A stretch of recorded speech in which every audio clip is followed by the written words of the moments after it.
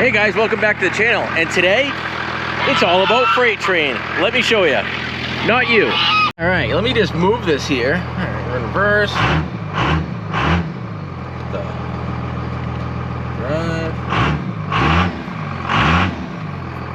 So with that being said, that's one of the things that we're going to take care of today, possibly on freight train.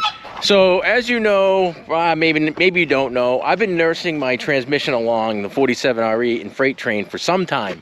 That truck's a 99. It's the original transmission in a Dodge. Now, it's only got 145,000 miles, which actually is extremely low miles, and the truck's in great shape. However, the transmission, the bands were at the very end of its adjustment. I've been so busy at the shop this summer, I have not had time to mess with it. And then last weekend, I picked up this. Yeah, an excavator with that truck, with a transmission that was already slipping. And, well, it's done.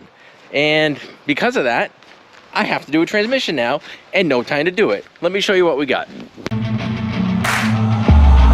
wanna taste the pain. I think I'm seeing all red. 2 bullets in the gun, 1 shot to the head. I need a blank space. 'Cause everything is a threat, but I never back down. Man, I'd rather be dead. I'm making love to fate. She look better in bed. Never walk this life till I take my last breath. I wanna make a change. I got 1 life left, so I'm gonna go down swinging. Don't you forget. All right, we've been neglecting freight train now all summer, which is not right.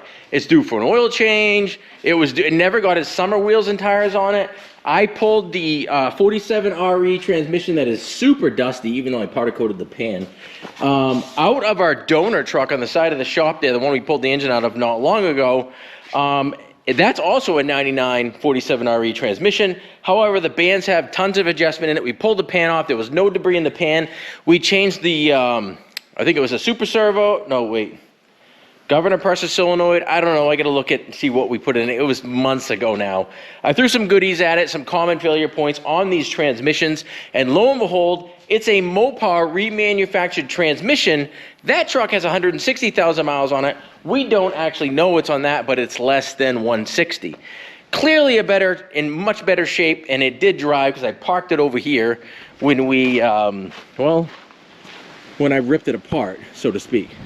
So that transmission's been ready to go all summer, been sitting on the floor, we had no time.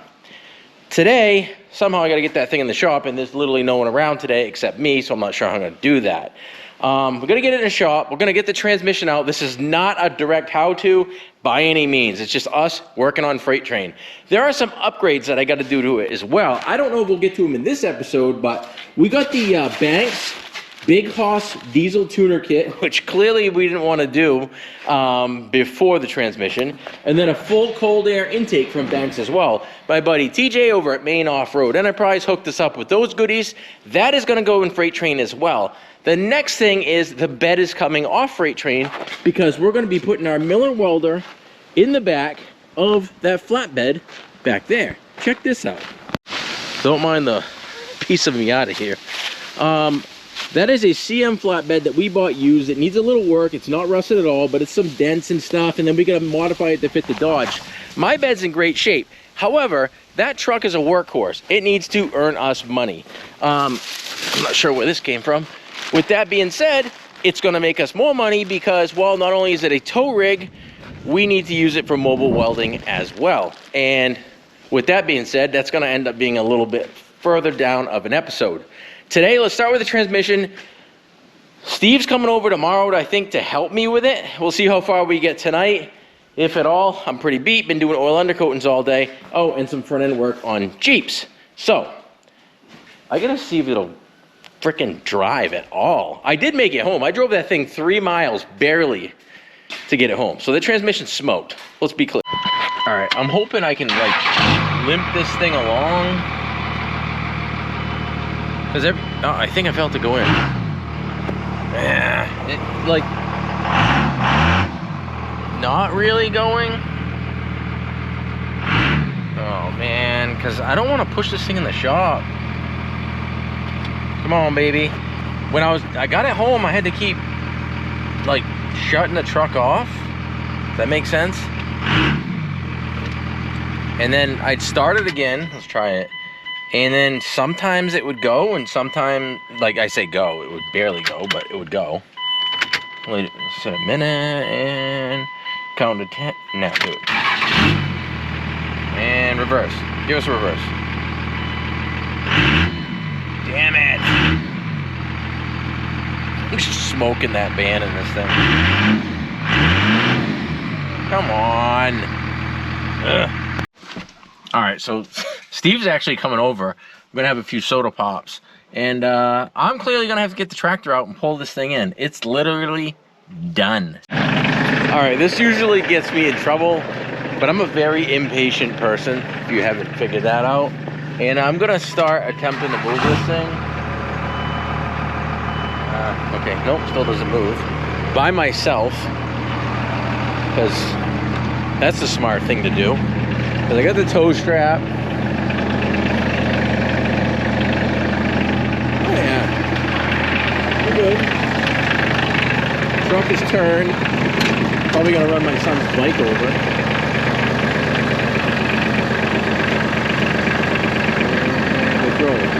I'm not sure how I'm gonna stop it, but it's really. I'll just go slow.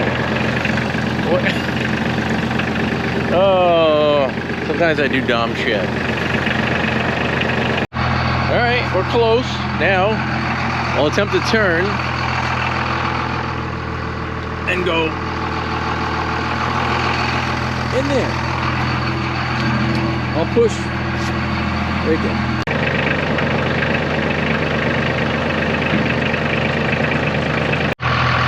Not sure I'm gonna make that.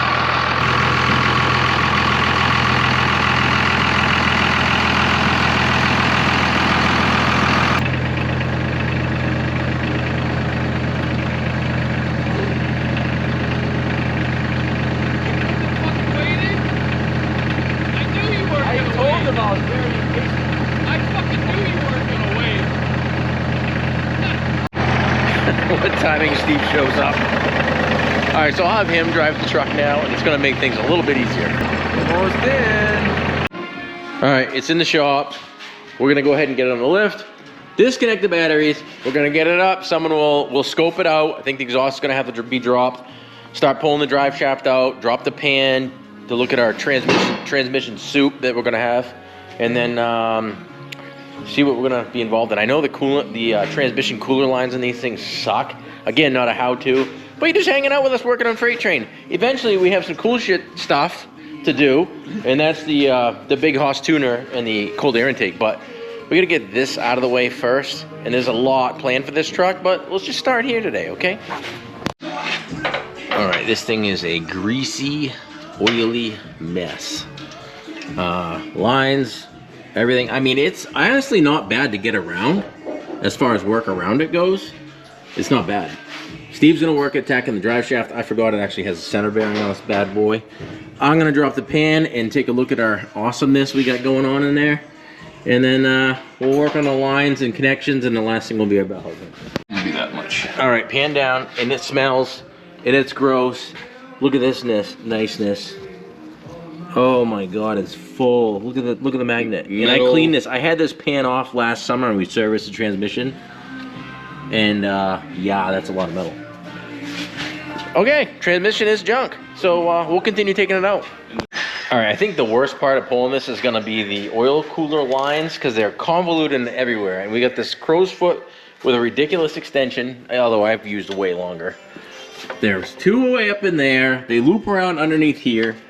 There's, what, two more there, and then they head that way. So I think I undid them all from the transmission, pulled them down out of the way, I think, the last time I did it. Not on this truck. But, and then I didn't disconnect them from the front of the truck. Yeah, so let me try the crow's foot. Keep going. Keep going. And stop. Let's try that.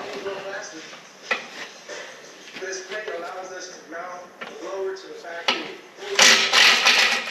And now we can I'm gonna do a little plug for Milwaukee. I don't know why, they don't need it, but their little stubby 1/2-inch fuel 12 volt is ridiculous. This thing is strong. It's so tiny, it gets in all kinds of places. We're gonna use it on the bell housing bolt now because it works.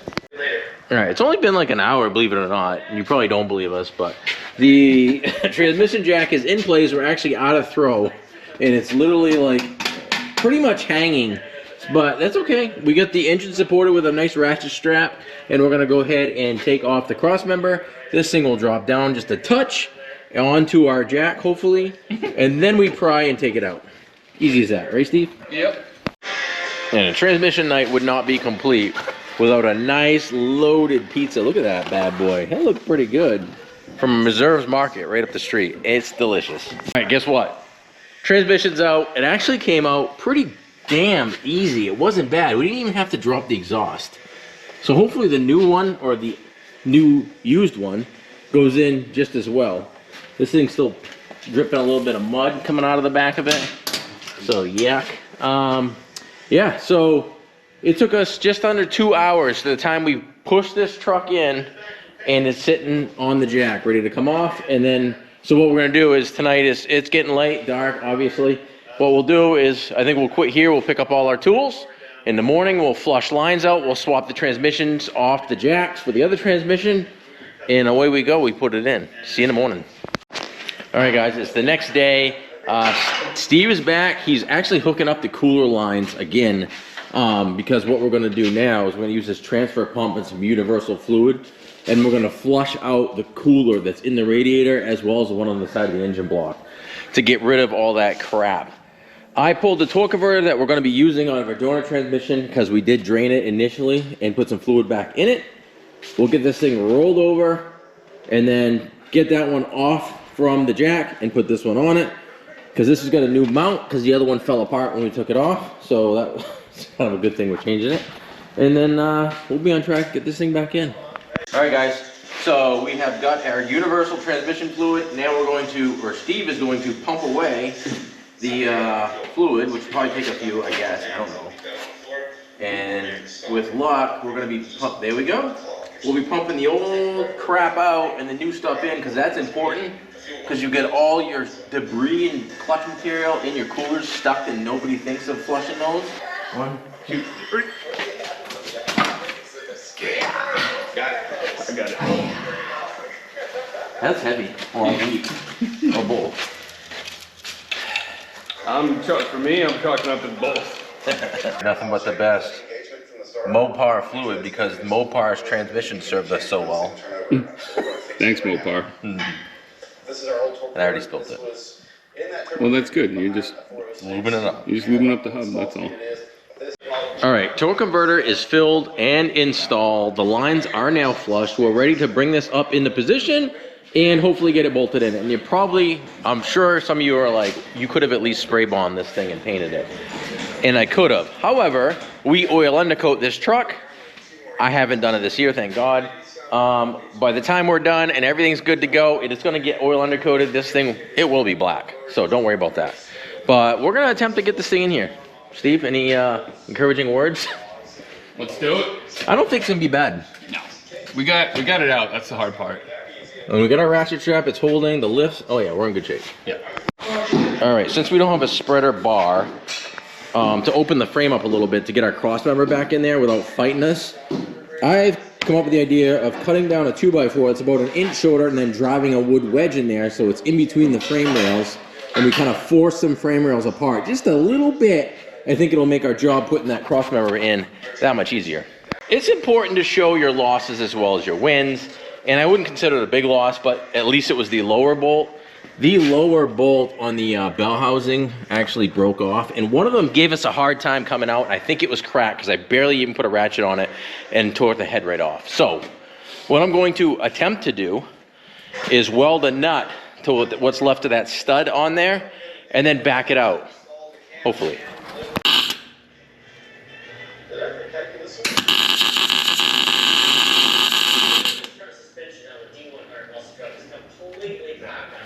All right, it's on there, it's hot. We'll let it cool a little bit and see that backs right out, maybe.